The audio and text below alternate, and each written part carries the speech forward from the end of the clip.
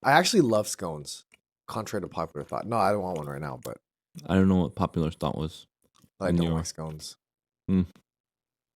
But contrary to popular opinion, I really love scones. Anyway, scones are good for breakfast, and so is the Dear Church podcast. It is Monday morning, and we've got quite a spicy episode for you today, this Monday morning.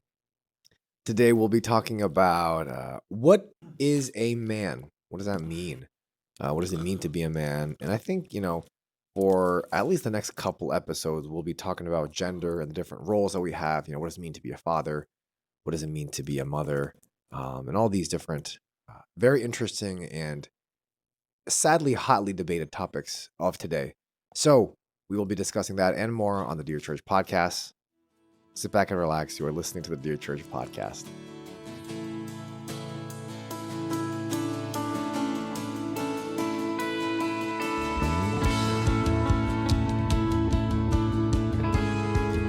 Welcome to the Dear Church podcast, where we exist to fill your ears and your minds to see the world as disciples of Christ. My name is Sam Yang. My name is Eugene Kim. Pastor Eugene, today we're going to be talking about a very hotly debated topic. And this really shouldn't be that hotly debated, but nonetheless, it is hotly debated. And that topic is manhood, or what it even means to be a man, or a male, or a boy. So, Pastor Eugene, being a boy yourself, and me also being a boy, non-biologist. Actually, what is your background in education, by the way? What did you major in? Just curious. I did take biology 101, so I do have some knowledge Yeah. of bio. But you're not really like a biologist, though. I mean, I did take bio 101. Me too. I took 101 and 102. So, yeah. So today there is a lot of debate, a lot of discussion, a lot of hoopla about what a man is. And so I guess, could you just give us a very simple definition a takeaway, if you will, of what a man is? What is the definition of a man? A man is an adult human male that has been given a distinctive masculine role to play out in society by God. That was more comprehensive than I would have ever hoped or imagined. That was great. Thank you. So, I mean, there are definitions that the world gives now. A man is someone that thinks they're a man, or a man is someone that identifies as a man. And so, I guess as we look in the Bible, are there any places that we can go to, perhaps to answer our own questions, or maybe answer asked by those who are around us? Are there any Bible verses that we can find ourselves lodged in? And I think for both men and women, the key verses or the section in the Bible that you can turn to, that even Paul Yeah. exegetes, is from Genesis chapter 2. Genesis 1 and 2 and 3. Wow, all three. Yeah. How should I parse this one out? Chapter 2, verses, I guess, 15 to 17. The Lord God took the man and put him in the Garden of Eden to work it and keep it. And the Lord God commanded the man, saying, You may surely eat of every tree of the garden, but of the tree of the knowledge of good and evil you shall not eat, for in the day that you eat of it, you shall surely die. Then the Lord God said, It is not good that the man should be alone. I will make him a helper fit for him. Yeah, so in the biblical narrative, we see that the man was created first, and he was given orders. He was given a mandate, right? Yeah. Yeah. It's a great word, mandate. But I'm just wondering, someone could look at this verse and be like, well, there's no really distinguishing factor of a man. I mean, everyone works. So are you saying that the distinguishing factor of a man is someone that works? Because then anyone could be a man. Or does a man have to be a farmer then? Ah. Right. Yeah. Yeah. I think chapters 1 to 3 and maybe all the way up to 11 is probably one of the most attacked sections of the Bible. Yeah. So if you need to reject 1 to 3 if you want to, live in this egalitarian society that's been made up so you can move forward in whatever progressive or leftist Mm. ideology that's being promulgated. But yeah, God doesn't create just everything at one time. There is an order to it. There's a hierarchy, and God does create a hierarchy, meaning there's a beginning, a middle, and an end. There are things over other things, and there are reasons for that, right? Mm. And so this just means that every single part of creation has its purpose. And so Yeah. when God creates man, there's a purpose for it, and it's distinct. It is separate from the reason why He created woman. Mm. And so one of those things that we see is to verse 15. He says, "The Lord God took the man, put him in the Garden of Eden to work it and keep it." Yeah. So we're placed on this earth. Men are placed on this earth to work and keep. But what are we to work and keep, right? Mm. And so in verse 15, we see that He is there to work and keep. I think that's something that we can discover over the course of the podcast, perhaps, but that's one thing that men have been given. We need to work and keep. That's very overt. I don't know. There's nothing subtle about it. This is why He took the man. I think when I was a younger man, there were all these books that were coming out, like The Private Thoughts of Young Men or Wild at Heart. The Wild at Heart was extremely popular in the 90s, I believe, Mm. when I was a young man. And yeah, it was this guy, John Eldridge, and he believed that you needed to take out people into the wilderness. If you're a man, men belong in like the rugged woods. wild and the Uh-huh. woods. They need to know how to take care of themselves. And it became really popular because even in the 90s, people were really confused about what a man was. Yeah. It's been confused because of, I don't know, the sexual revolution, I suppose, but it really is something that Satan has been attacking all of human society with, this confusing of roles, of Mm. genders. Mm. And I think most recently I saw something on Twitter where someone identified as a trans non-binary. A trans Non-binary. non-binary. Which So makes absolutely no yeah, sense. how does that? Trans means you are transitioning from one, or you have transitioned from one to the other. Right, because you're transsexual. And Right. then Okay. non-binary means you don't adhere to the binaries of social structures or whatever masculine, feminine is. Uh-huh. So trans non-binary is a nonsensical term, but that's what we're starting to adopt now. And these people are the people that are leading society, I don't know, over social media, or Yeah. they're the ones teaching our kids that we see on TikTok just coming out there.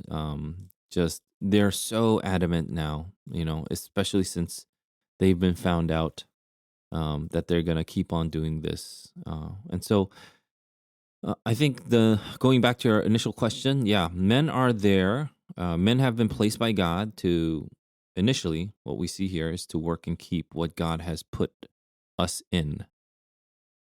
So is the role of a man and the identity as a man, are those always connected? Yeah, the reason why we've been given certain faculties and certain biological functions, they all come down to God giving us these things so that we can enact and perform the duties that He has mandated.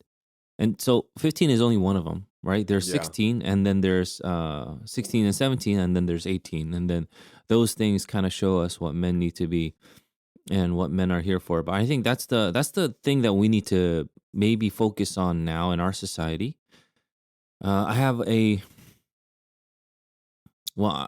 someone that I know has young daughters, and the person that I know is, by the way, interestingly enough, is full on egalitarian Mm. in their theology too. But he has daughters, and he asked me if there were any men for the daughters that he had. Can you introduce, Yeah. some good men Yeah. for my daughters? And we got to talking, and it was really interesting because I was telling him that Yeah, it may be a little difficult for a lot of women to find men because of this and that. And Mm. one of the things that I did say is on the men is not a lot of men like working or keeping or guarding. That's another Yeah. word for it. It's not in their mental, psyche. Yeah. It's not on their focus that this is something that I want to do, right? They have a purpose in life to work and guard. Mm. Rather, they would, play video games or get lost in some other, virtual reality. Yeah. And that's where we are. So that's why a lot of men don't know what it means to be a man. And so when it comes to women, they're not that excited, which is kind of nuts. It's not that they don't have this drive, Yeah. but it's like it's too much of a hassle. You could easily get it by looking at porn or, calling a number now. That's why so many young men are single in the metropolitan areas Mhm. because, you could easily, if you have some kind of, desire or you have this drive, sexual drive in you, you can get it alleviated by paying somebody like a Mm. prostitute or something like that, Yeah. or going on the internet and looking at images. Yeah. And so that's where we are. And so it is a difficult time, especially for a lot of women, because women are now working and they're doing a lot of working and guarding and keeping and things like that. Yeah. And so, what's the point? So some men I think are a little bit, it's unfortunate, but we're seeing more and more weaker and softer men Yeah. come out from this society. And yeah, it's because of egalitarianism. There is no other reason why men have become so soft in the way they have been, because we're confusing roles between the sexes where a guy with a guy with XY chromosome Yeah. has testosterone running and flowing through his body, Mm. needs to do something, produce something, and yet they're being told, you need to calm down, buddy, because that's toxic masculinity. They don't Yeah. know how to hone their strength. Yeah. They don't know how to express what a man is, and so that's why I had joked earlier that men, even when buying cars, are confused because they either want to buy a Jeep Wrangler or a Tesla. Mhm. And it's one of those two, right? Mhm.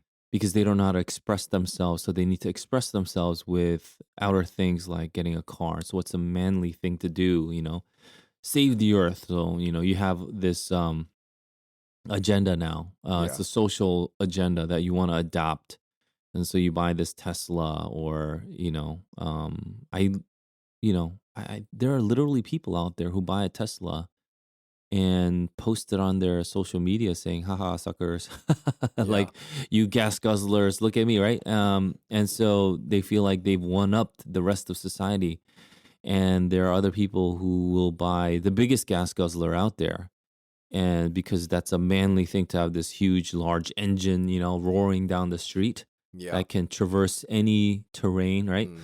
And so, yeah, there's a lot of confusion about what man is. And I think we do need to go to the Bible, go back to what the Bible is showing us what a man is and why we have been placed here on this earth. Otherwise, yeah, we'll continue to go down this, path of confusion. And I do believe that we are in this path of confusion because of men, Mm. men not taking up their roles and men blaming women Mm. for whatever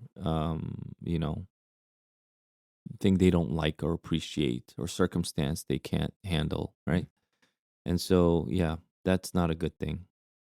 What I was intrigued by was in your answer. When I asked you what a man was, it wasn't just a biological answer, but it would include the role, and which is why I specified is the definition of a man ever separated from biological and role, or are they just put together as one? Because if it's instituted by God that a man, a biological male, has a specific role, then that's what a man is, right?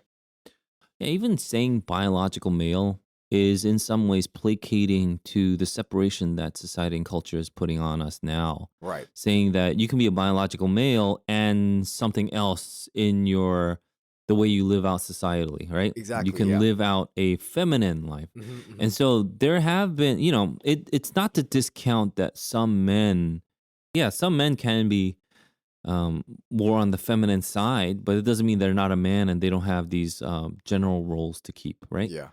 And that's something that we need to understand. Just because some men can be more masculine, it's the same thing. Some men can actually be physically stronger. Doesn't mean that the weaker men should put on dresses. And Right. that's the answer is no. Obviously, we can joke. We can have comedy out of it, but that's not reality. Men are men, and because you are endowed by the Creator, your physical body, your spirit is no different from that, and that's Right. why there's this confusion, even in Greek philosophy, where you could have this body, but your spirit can be something else, and this is where we have from even the LGBTQ, we have 2S, which is what 2S is a modern Western interpretation of Native American thought on gender, where you're two spirit, right? You could have two spirit, and anyway, we don't have to get into that too much, but where you're basically, you can think like your spirit is different from what your body is, things like Gotcha. that. Yeah. Okay. So, but God made us a whole being. He didn't make us into parts where these things don't connect, where your Yeah. spirit and your emotions and your body, they don't actually interconnect in any way, and now we have to parse it. That's not true. Mm. And so because we're doing that, we see all these problems come up. So we see that a man, like you were saying, and I think that's a really important point.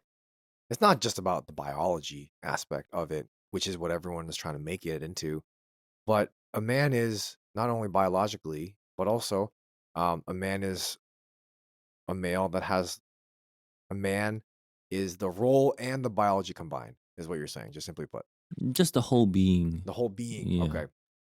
is something that God has given us so that we can live out his mandate. So then I guess my next question would be, what role does the man play then? Do we see in the Bible? Because we just read Genesis 2, and here we see that a man is supposed to work the ground, or a man is supposed to labor, or supposed to work. What other roles do we see that a man is supposed to play in the Bible, and what can we take away from these roles today? Yeah, I think this is something that a lot of books have tried to undertake in explaining, like, what does it mean for a man to work in the family? What if you grew up in a household where there was no choice but for the mom to go work Yeah. and the man had to stay home Right. and Right. raise the kid? Did he not fulfill his roles or duties that God has given him? There are a lot of questions, and I Yeah. think those are good questions. But again, when we point out, even if we see that as an exception, exceptions prove the rule; they don't disprove it. And Yes. so we see that almost all of society, from the beginning of when we had records, is that man would go out and he would work the ground, or in now with the industrial revolution, they would go out and work in the factories with heavy machinery and things Hmm. like that. Hmm. During the Victorian era, we saw a grave evil that Charles Dickens actually pointed out, where because of debtor's prison and things like that, if let's say you're the father of the household, got into a lot of debt, they would actually even drag the women and children even to go out and work Yeah. in the factories. And so he saw that as a grave evil. Because of that, he saw that his family was torn apart, where the mom couldn't be the mom because she was busy working. Mm. Kids couldn't go to school because they're also busy working. Right. Right. Right. And so that actually traumatized him so much. You see it play out in a lot of his works. And this is something that we have now gone over, even beyond in our society today, of what Charles Dickens saw. Mm. And so, yeah, I think that's something that we ought to really take seriously. In verse 15, when it says, God took the man and put him in the garden. Again, it's different from the whole John Eldridge Wild at Heart, because John Eldridge interpreted that as man was initially outside, so we need to go out of the garden. So that's why we need to go to the wilderness. And he's doing a little extra Interesting. eisegesis there. Yeah, that's definitely not what that means. Yeah. It means God purposed man to be inside the garden to work it. So he Mhm. didn't go and He didn't start living in the wilderness and Right. then he had to be tamed by going to the garden. God is the one that placed him in the garden. It's Uh-huh. not because of the woman he was in the garden. And so in the garden, you see order, you see, structure. It's not just wild, right? And so God puts order, structure in society, and man is there to work it and keep it. We Mm. can kind of see that take place. And then afterwards in verse 16, God gives him the commandment. So who's responsible for the commandment? It's the man. The man. Yeah. Okay. Man is responsible for the commandment in chapter 12. And then in verse 18, we see that he can't do this alone, Mm-hmm. Mm-hmm. right? And Yeah. so that's where Eve comes into play, The woman. right? So, yeah, Eve comes into play because the man can't do it alone. Mm-hmm. And so, even just in these 3 verses, we see a lot of things that men should be doing that they aren't, right? Not keeping the commands, not working, keeping, not looking to what the order of God is or the structures God has put in place in society, totally disregarding that. It's a lot of it's no secret now that people like the elites of society want a new world order. People thought this was a conspiracy theory, which I thought too. And recently they literally came out in the World Economic Forums and said it. So they want a new world order where all of God's order is totally like they want to usurp that order and then Huh. make their own rule. Yeah. This one world order, which is not what God has intended in society. Right. Right. And so that's definitely anti-Christ. There's a bunch of anti-Christian stuff out there or anti-Christ stuff out there, but that's one of them. I'm just shocked that we can live in a time where it's just overtly out there when, maybe a few decades ago, if you said that, it's like, you're a conspiracy theorist, Yeah. and then even if you believed it, you'd be hush about it. Yeah. But now it's just out there where even the president of the United States would say, New World Order, Mm. Use those words. And so those are things that I find fascinating. It is surprising, but, it's not like surprising in the sense that I'm like, oh my, I can't believe this is happening. But it's surprising that people are so given into it so easily. It just shows how depraved we've become, how far we've gone from what we ought to be. So if we look at this verse and you pointed out 15 and 16 and 17, when we are asking questions about the role of the man, we know that the man is to work the garden, the man is to work, and then we also see that the man is to keep it. If my memory serves me correctly, and many times it doesn't, if my memory serves me correctly, this keep it is shamar, right, Brian? And the shamar in Hebrew means to keep or to guard, right? And so Adam's job was not only to work the garden, but to also protect and guard it. Is this where the idea that a man is supposed to be the protector of his house comes from? Because what I also want to get into is the fact that there are these worldly views of what a man is supposed to be. And you kind of brought it up with the Tesla and then the Jeep Wrangler and going into the wilderness and, having like scruff and having chest hair and all this other stuff. This is what society portrays man to be. But I think at the same time, there is a role of being a protector, of being the protector of the family. Is that where that role comes from in verse 15, as the keeper of the garden?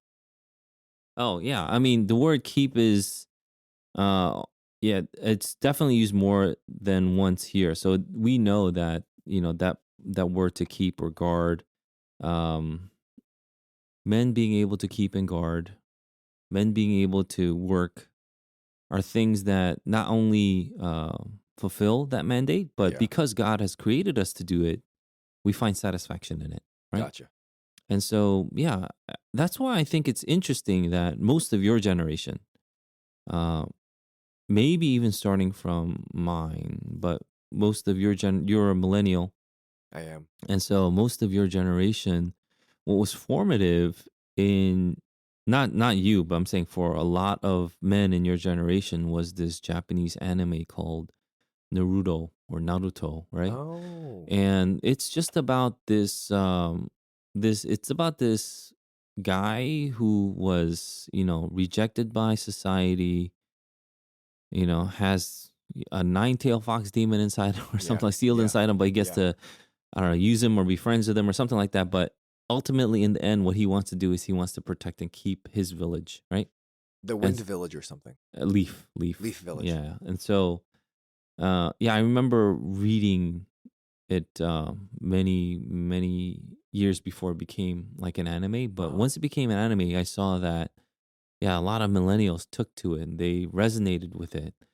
And it's just one aspect, that's just one aspect of being a man, to be able to keep and guard, to be able to protect the things that you love. But the point is, there are things that God has placed under you, and that's what you ought to keep and protect, like your family. Exactly. Gotcha. And I know we're separating man and woman right now. We're going specifically to men, but just man in general, men and women, meaning man in general, they have a mandate Hmm. before even verse 15 in chapter 2. And that's in chapter 1, verses 28, right? So we can read verse 27, 28.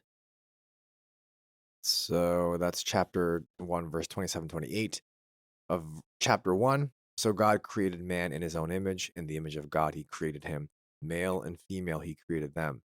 And God blessed them, and God said to them, be fruitful, multiply, and fill the earth, and subdue it, and have dominion over the fish of the sea, and over the birds of the heavens, and over every living thing that moves on the earth. Right. So when God created man, male and female, he created them.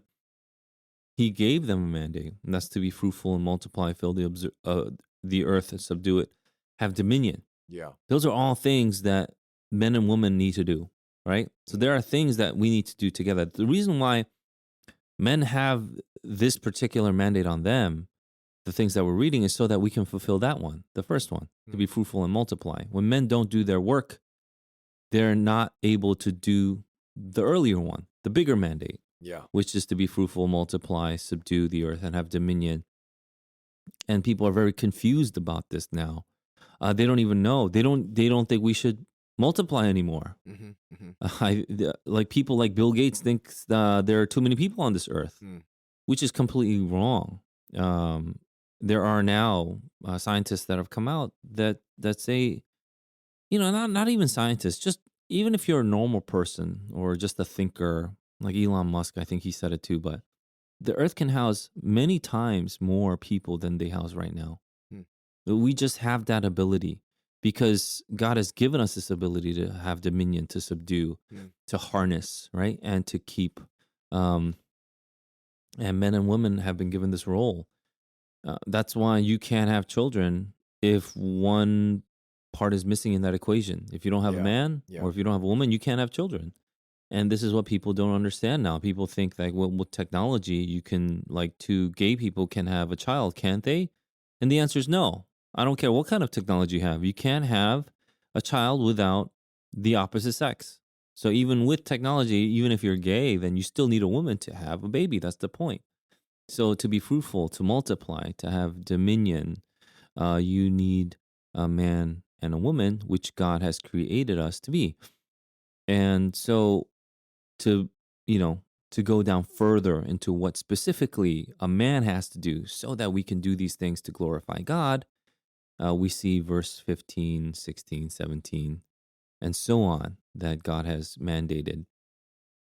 And again, this is something that we see, exposited by even Paul in like 1 Corinthians 11, about what a man and woman is, the difference between there, where like these confused egalitarian commentators or theologians will say, well, who can know what that means, right? Yeah. They'll look at First Timothy chapter 3, verse was it 15?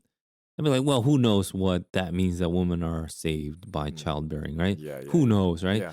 Yeah. They have no idea because they've rejected this premise, Genesis 1, 2, and 3, which is unfortunate. So that's where they can't develop any further theologically. Once you reject 1, 2, and 3, you don't know what's going on in life. Has the fall changed the mandate? The answer is no.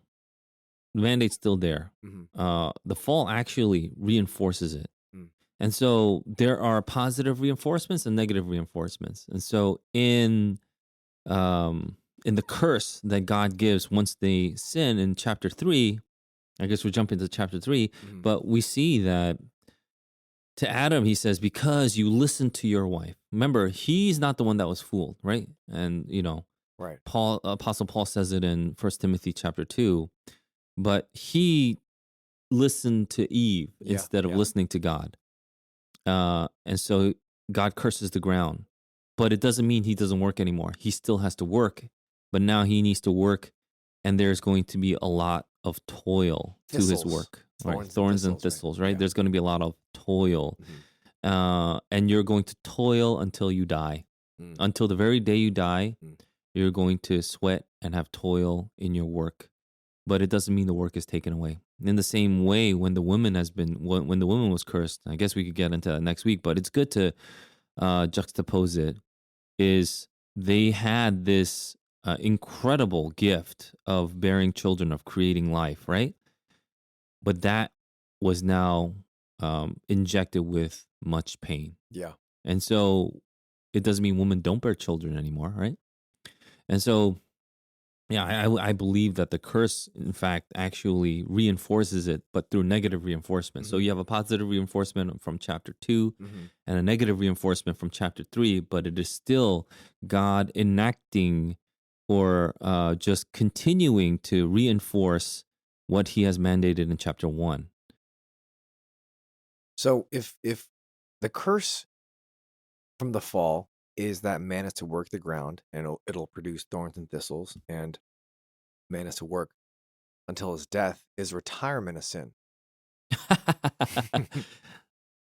I mean, it depends on how you think about it. I know that I listened to John Piper, and I Mhm. think John Piper would probably back then when I listened to him, I think he would have disagreed with people that would work toward retirement. And I kind of see that. Yeah. A lot of people think that with retirement they can actually do what they want because they would have gathered enough money, and Right. then some people think that's foolish because then all your energy is already spent, and then you're in your late 60s or 70s or whatnot, trying to do what you think you wanted to do. You should do it now, is the point, and not wait for retirement. Yeah. But I think retirement is because of the industrial uh, era, that there will be a time where you can't do that, heavy lifting, machinery work, Mhm. factory work. You Mhm. couldn't do that stuff. So they would have to let you go. You just can't, bear any load on Yeah. your back Yeah. physically. Right. Um, yeah, before that, I do believe to the very end, you could have been a farmer.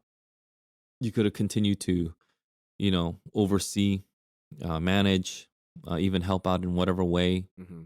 But yeah, now it's we want managers doing that instead of someone more aged or seasoned and things like that. So there are consequences to the industrial revolution. I'm not saying they're all bad. I'm just saying the consequences have their pros and cons.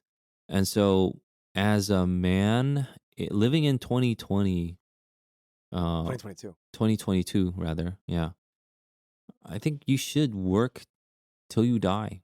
I think that will bring you most joy. If you're thinking about relaxing before that, I think you won't be happy because we were made to work. We were made to create with our hands. And there's a lot of artistic representation to this that it's extra biblical, right? Mm. But people infer from these things different things, and that's why we have all these great artists out there. But one kind of idea that I like is men create.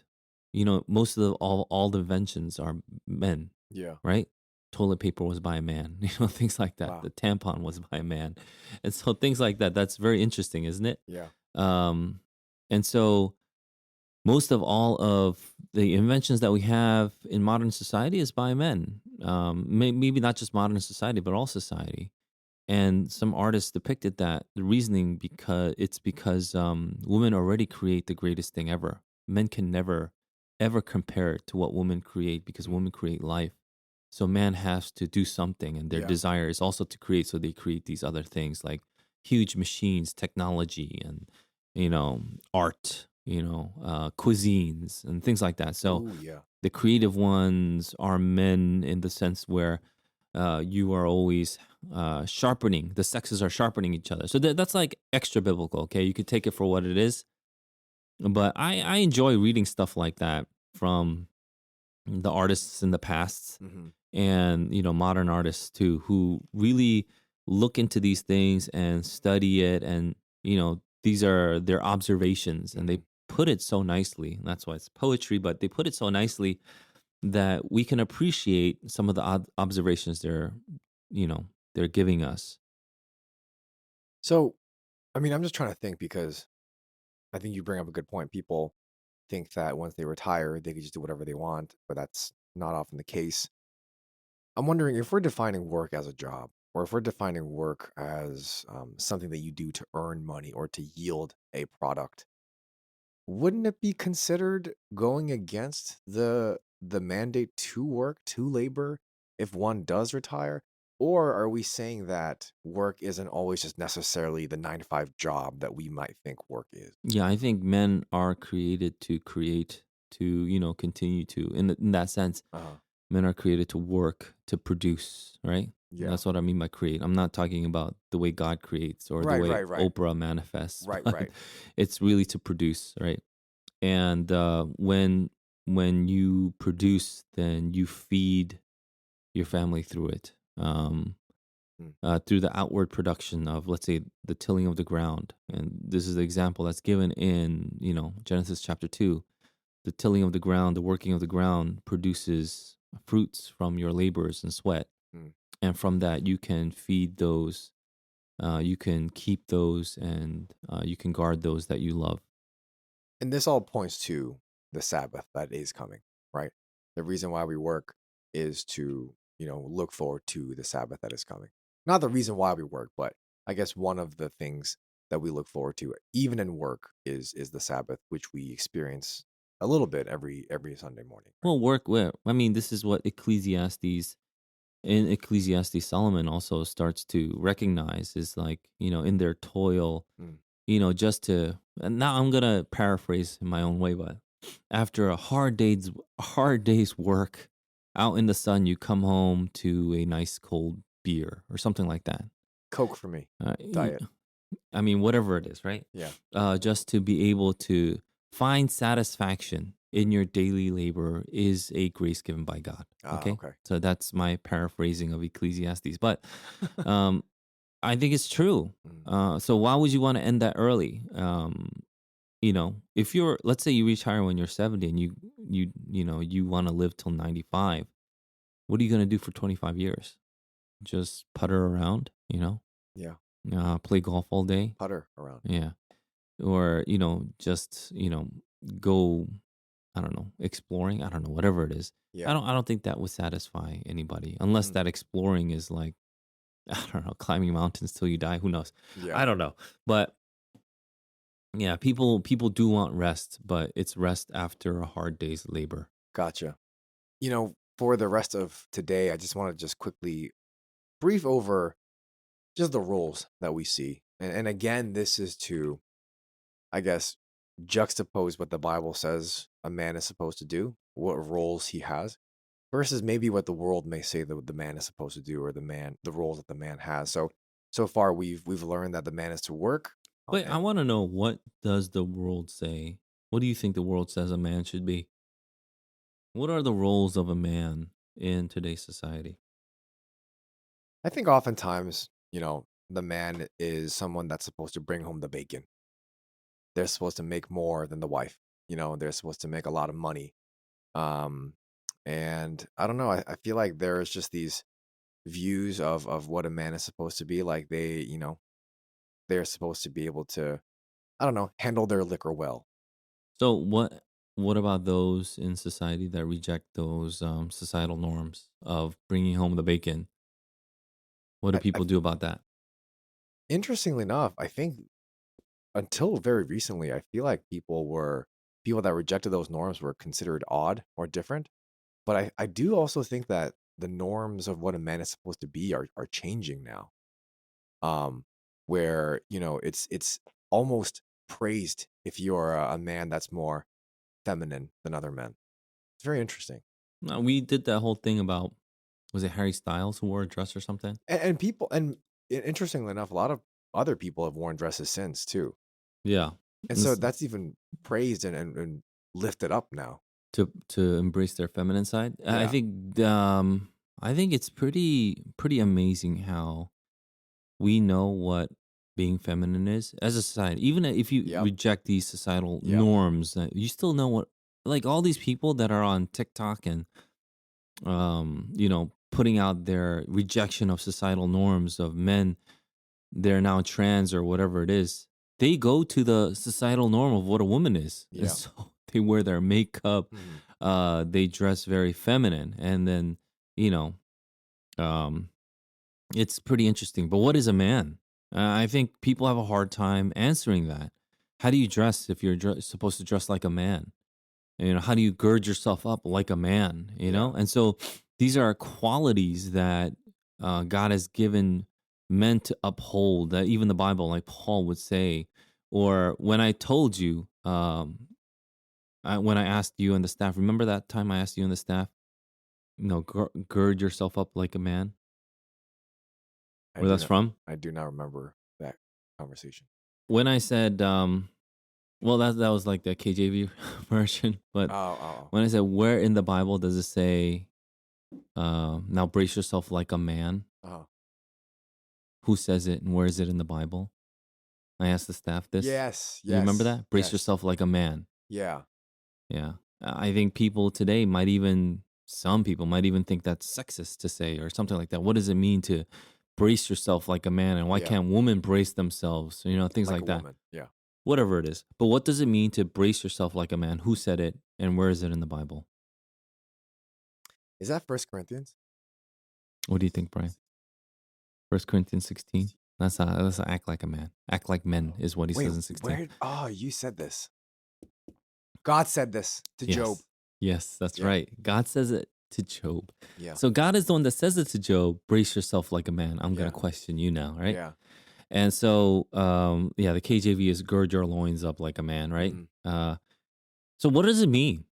It does mean certain things. It has connotations to be a man. And this is why when we did that complementarian episode, we shared about that one instance of an elder saying, they asked me point blank, what does it mean for a man to protect or, protect our household? And I said, well, let me give you a very rudimentary example, which was, if a gunman or thief comes into your house, you're supposed to stand in the way, in between the gunman and your wife and children. You're supposed to protect them. And then I think the guy was overly emotional because he immediately responded by saying, well, I think my wife would be very offended by that answer, that she couldn't do that. And then,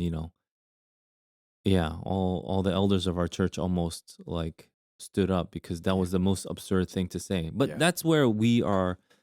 That's where we're headed if we continue down this egalitarian path. There's no logic to it. There's no reason to it. It's just emotion. I can do it because I feel like doing it. Yeah. But how do you even respond to saying when even God says it himself, his own words, even though all of scripture is his words, but in reference to him speaking to Job, says, brace yourself like a man. Yeah. There's something about courage that is innately manly that men need to be. Men need to be courageous. And then so immediately in our egalitarian society, we think, well, why can't women be courageous? I'm not saying women can't be courageous, but men, it defines who you are. To be courageous, what does that mean? That means you will risk, or at the risk of your own body, you will protect those that you love. Things like that. That's courage. Brace yourself like a man is now you have to take this because you think you could dish it. You need to take as much as you think you could dish. And this is what God is saying to Job and things like that. Yeah. Are men like that today? Or are they now cowering and then fleeing what they have been called to do, which is to be men, to be masculine, and things like that. And then we have all these excuses now, like saying this is toxic masculinity, Yep. or, why can't there be effeminate men? And, well, I mean, First Corinthians 6 says specifically you can't be effeminate and a man Mhm. and not be in sin. And so those are things where I believe because we have started to reject, now we're on this, this it's just a huge slippery slope. People think that's, well, it'll be a slippery slope, but it'll stop somewhere. The Yeah. answer is no. People are shocked that, oh, I thought we would stop at L, G, and maybe B. Mhm. What is this T? What is this Q? What is this 2S? Right. Right. A or I, what are all these other letters that are coming through? We can't stop this avalanche. And that's absolutely the point. The Yeah. point is you can't stop where you want it to. And I get it that J.K. Rowling wants to stop at just LG, maybe B, and, you know, let's just stop there, Yeah. that kind of thing. But yeah, you don't get to dictate where the slippery slope stops. Mhm. The reason why it's called a slippery slope is because you can't stop it. It's slippery. Yeah. Right? Yeah. That's And true. so, yeah, we start and stop where the Bible dictates. And yeah, to understand what a man is, continue to read the Bible, continue to read the Word. Mm. The basic general principles, yes, they are in Genesis chapter 1, 2, and 3, but it's extrapolated throughout Scripture. When you read things like David's mighty men in the Bible, that gets a lot of men's blood boiling, like in a good way. Like it gets them roused up. They want to do something. They want to like hit the gym or, Right. start like practicing martial arts or whatever it is. Yeah. It's because we were made to do these things. There are things that satisfy us. We were made to sweat by our brow and produce. And those things lead to a satisfying end of the day, right? Or a satisfying end of the week, where we get to enjoy rest. But without work, there is no rest. That's why we need to work. And so a lot of the pushback that you'll see in society today is whatever I say it about a man, the immediate retaliatory question will be, why not a woman? Why can't a woman do that? And things like that. That question is not sincere because the question I believe that the question is being asked, it's because they just want to blur the lines between what a man can do and what a woman can do. Mm. And there are no more clear lines. I can see why in society today you can't live without some bleed over, but you can't blur it completely. Even in secular terms, you can't blur it completely, otherwise you will not survive. But in the Bible, it doesn't blur. It just gives you what you ought to do, and those categories are well defined. There can be general stuff, principles, which is great, and within those general principles, we can live out that liberty. We can live out that life of love that we ought to. And this is what I even say in our pre-marriage counseling courses, like, men, you have been mandated and called to lead the home. But it doesn't mean that you lord it over or you lead in a domineering way where you exasperate, your wife or your children or things like that. But you do it in a loving way, just as Christ has led us in his kindness and mercy, right? And so that's what we ought to do. And that's not something women have been called to. Women have not been called to lead the household, and that's pretty clear. Yeah. In uh, 1 Corinthians 11, I believe it's verse 7, it says, woman is the glory of man. Man is not the glory of woman, right? So what does it mean that women are the glory of man? Have you thought about it? Have you meditated on it?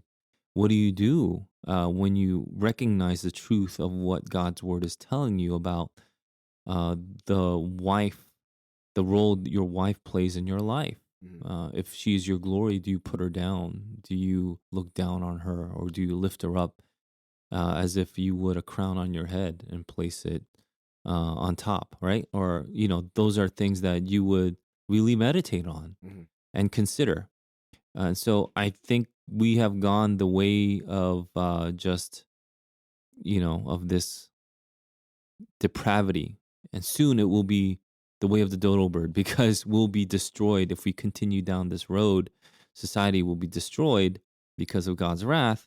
It's because we have not gone back to the Bible. We're not considering what the Bible says when it comes to roles of men and women. Instead, we just want to do our own thing. So this is an indictment on men that we have not done what the Bible commands us to do.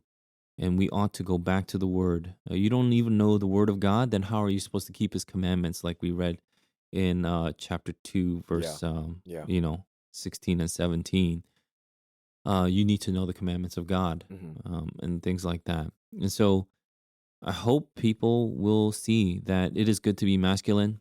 It is good to work, keep. It's good to continue on and lead your family so that you will be fruitful, multiply, and have dominion, subdue the earth, right? Yeah. Those are things that you have been commanded to do. And so, yeah, I'll stop there for now. Okay. And we'll continue this conversation next week, because I think there's a lot more questions that I do want to go over. Just in talking about then knowing these roles, how should a man live? How should a man act? What does it mean to act like a man, like we talked about in 1 Corinthians chapter 16, verse 13? What does it mean to be manly? We talked about the whole car dilemma, right? The Jeep Wrangler and the Tesla. What does it mean to be biblically manly? Is there something that men should know about being biblically manly? And what does that look like in a Christian sense? And so we'll be talking about that. We'll even talk about, I don't know, like alpha males and beta males and stuff like that. We always talk about stuff like this. You called yourself a Sigma, right? No, I'm just male. But I think just, does everyone have to fit into one mold? Or are there multiple molds that we can fit into? Stuff like that I wanted to discuss in this upcoming in next week's episode. So please watch out for that. Maybe you can maybe you could share what your thoughts are on what are the biggest detriments or the dangers that men face today, that keep them from being the men God has ordained them to be. One big thing that men struggle with today is laziness. And I think it goes against the mandate to work. And you kind of brought up anime before, but I think a lot of dudes are caught up in like video games or anime or watching TV and doing all these other things, which isn't necessarily an evil thing. But we're making rest something that we just do all the time. And definitely think it takes away. Um, and I think laziness is a big one amongst males, I believe. Yeah, that's a good that's a good encapsulating adjective. I think in that I would say porn is Yep. huge. Yep. Pornography destroys the male psyche, and you don't know how to be a man when you give yourself into pornography. That's why we have to fight it. Yeah. These are things that are attacking men in general, and if we see that, then you'll see that personal fight that you're doing Yeah. to maybe go out there and produce and not stay home, play video games, and watch porn Hmm. is a huge step for not just you, but society as well. Thank you for that, Pastor Eugene. And we will continue this conversation next week as we talk about, once again, what is a man? What does it mean to be manly? We thank you for listening to this episode of the Dear Church podcast. Join us next week as we continue this conversation. And yeah, it'll be interesting. And then in the following weeks, we'll go into what it means to be a woman, womanhood, and what it means to be a mother, and all that good stuff. What qualifies you? Are you a woman? What qualifies me to talk about that? Mhm. I'm not going to talk about it. I'm just going to ask the question. So that's all I'm going to really do. We hope and pray that this has been a blessing in your ears. Fight the good fight. Finish the race. Keep the faith. Peace. So you're going to want to grab your coffee for this one. Right, Pastor Eugene? Yup. Oh, no. It was business. Oh, business. Okay. What do you learn there? Business management. Just how to, manage businesses. So, I mean, we just gave our, that's where our, what is it? Our, what's that thing? We gave our, what's that thing? What's the thing? So, Pastor Eugene, this idea of a man. So we haven't actually started yet, right? It's been 7 minutes. It's good content. So what is a man? What is it?